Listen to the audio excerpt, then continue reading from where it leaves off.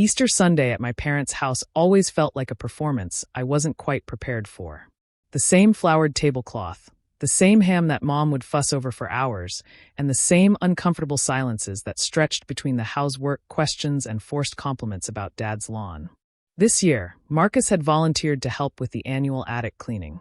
My husband has this way of stepping in when everyone else is pretending not to see the obvious, like how Dad's been meaning to organize up there for the past 5 years without touching a single box.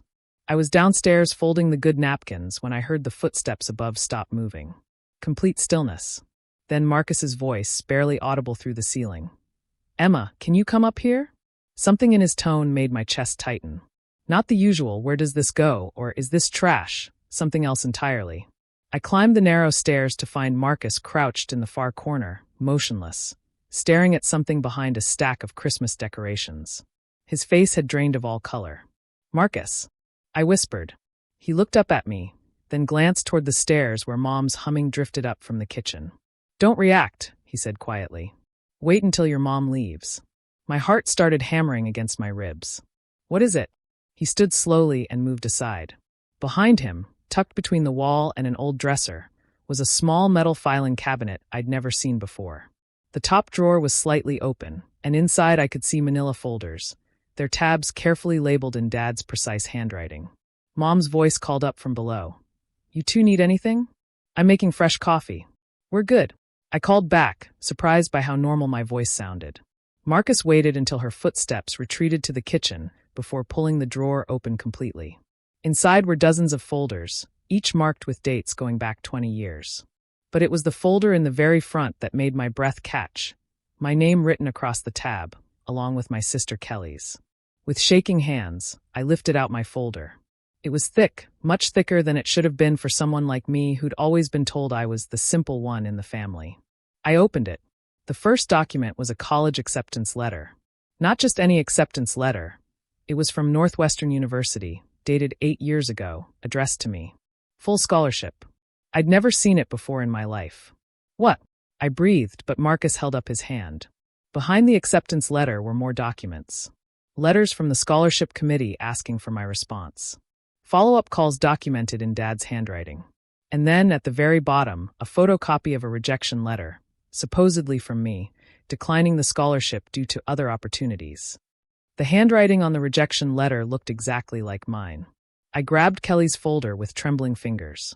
Inside were her real college transcripts. Not the impressive ones she'd shown the family, but documents showing she'd been on academic probation for 2 years. There were bank statements showing thousands of dollars in payments to a service called Academic Solutions and email printouts discussing grade modification services. But the worst part was at the bottom of Kelly's file. A handwritten note in Dad's writing. Emma's scholarship redirected successfully. Kelly's academic record corrected. Family reputation preserved. My legs gave out. I sank to the dusty attic floor, staring at the evidence of a betrayal so complete, so calculated, that it made my entire life feel like a lie. All those years of being told I wasn't college material. All those family gatherings where Kelly was praised for her intelligence while I was patted on the head and told I was good with my hands. All those times I'd felt stupid, inadequate, less than. I'd had a full scholarship to Northwestern. They'd stolen it from me. Marcus knelt beside me, his face tight with anger. "There's more," he said softly, pulling out another folder labeled Insurance Claims.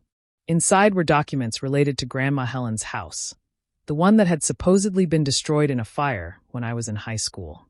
The same fire that had left nothing for Kelly and me to inherit, according to our parents. Except there had been no fire. The insurance documents told a different story. The house had been sold, not destroyed, for $400,000. And every penny had gone into an account labeled Kelly's Future Fund. I remembered that summer when I was 17, how I'd wanted to visit Grandma Helen's house one more time before they demolished the fire damage. How Mom had gotten upset and said it was too dangerous, too painful.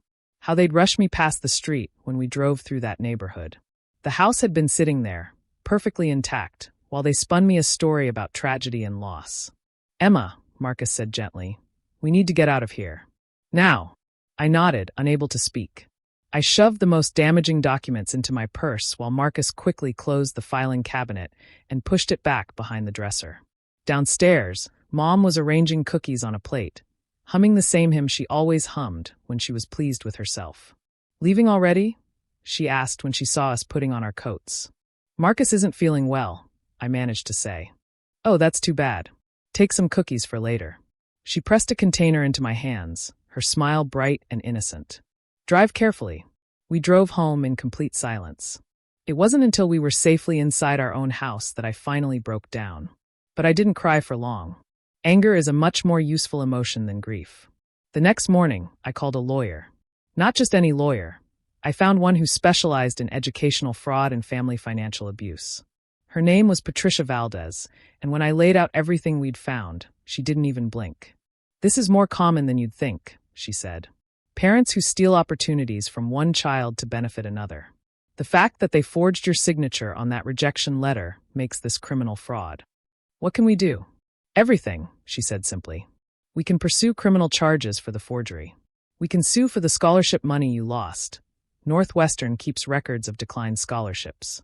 We can investigate the insurance fraud. And we can demand a full accounting of your grandmother's estate." Within a week, Patricia had filed a comprehensive lawsuit. The Northwestern scholarship alone was worth $180,000 over 4 years, but with interest and damages, we were seeking much more. I'll never forget the phone call. It came at 6 a.m. on a Tuesday. Mom's voice shrill with panic. "How could you do this to us? We're your parents." "Are you?" I asked calmly, because parents don't usually steal their children's futures. We did what was best for the family. Kelly had more potential. You wouldn't have succeeded at Northwestern anyway. The audacity of it took my breath away. Even now, caught red-handed, she was still insisting they'd done the right thing. "The lawsuit says otherwise." "You're going to destroy this family over money?" "No, Mom. You already destroyed this family. I'm just making sure there are consequences." Dad got on the phone then, his voice cold and controlled. "We'll fight this. You won't get a penny." "We'll see." But they didn't fight it. Not really. When Patricia's investigators started digging, they found even more evidence. Kelly's entire college career had been built on forged transcripts and bribed officials. The Academic Solutions Service had been falsifying grades for her since sophomore year of high school. Kelly, meanwhile, had gone silent. No more family dinners, no more social media posts about her successful marketing career. Apparently, when her employer discovered her degree was based on fraudulent grades, they'd terminated her immediately. The settlement came faster than I expected. $340,000, the scholarship money, the insurance fraud, damages, and interest. Kelly was required to pay an additional $50,000 for her role in the deception. But the money wasn't the real victory. The real victory was the apology letter the court required my parents to write, admitting to their fraud and acknowledging the damage they'd caused to my life and education. They never sent it. Instead, I got a voicemail from Dad. "You've won. I hope you're happy. Your mother is in therapy because of you."